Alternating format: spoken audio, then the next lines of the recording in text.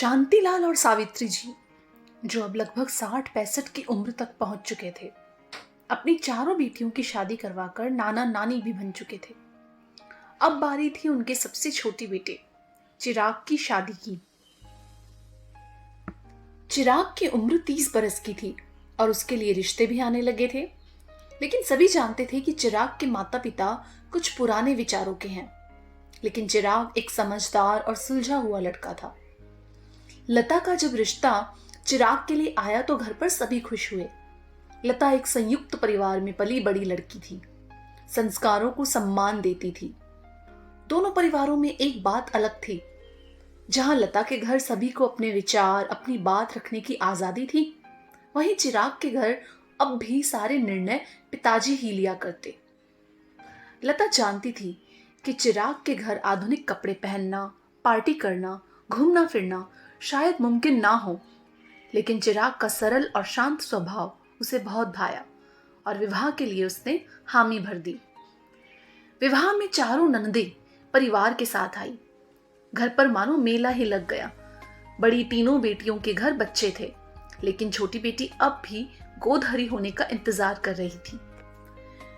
शादी के दूसरे ही दिन से लता ने रसोई संभाल ली। सभी ने उसकी मदद भी की।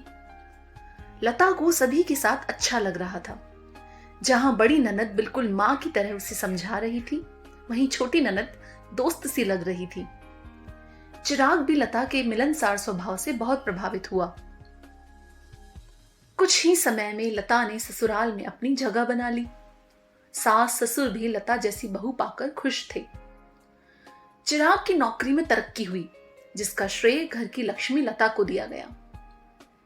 चिराग को एक प्रोजेक्ट के चलते विदेश जाने का सुनहरा अवसर मिला, लेकिन एक उलझन थी कि लता की छोटी ननद ने तब ही मां बनने की खुशखबरी सुनाई और डॉक्टर के कहने पर वह पूरा आराम करने के लिए मायके आने वाली थी। छोटी ननद की कोई सास नहीं थी ना। सभी के मन में एक ही सवाल था कि क्या किया जाए। यदि लता चिराग के साथ विदेश चली गई तो ननद की डिलीवरी के लिए मां अकेली पड़ जाएगी, और यदि लता रुक गई तो चिराग को अकेले ही विदेश जाना पड़ेगा और उन दोनों पति पत्नी को अलग रहना पड़ेगा। छोटी ननद ने लता से कहा, तुम जाओ लता, मैं मां के साथ सब कर लूंगी। लता भी दुविधा में थी कि क्या करे। तभी बड़ी बहन का फोन आया। उन्होंने लता से कहा, लता, चिराग का जन्म हम 4 बहनों के बाद हुआ है। माँ पापा को बेटी की चाह थी, लेकिन सच कहूं तो ये चाह शायद स्वार्थ बनने लगी।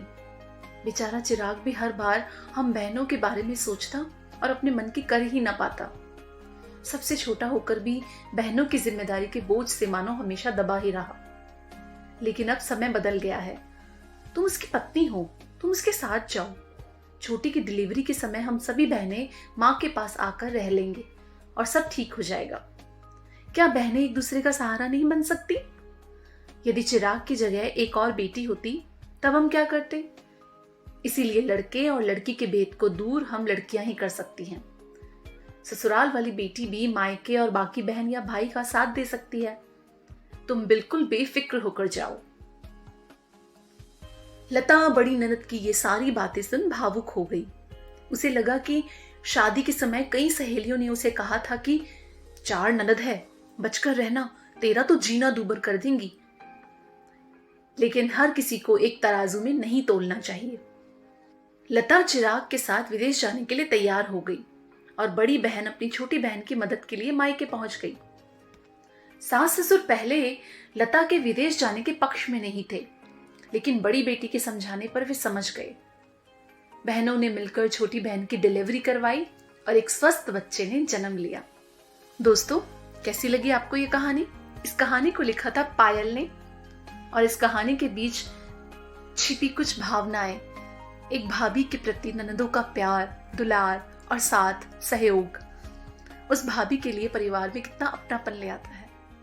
ऐसी ही कहानियों के साथ फिर हाजिर होंगे। तब तक के लिए धन्यवाद।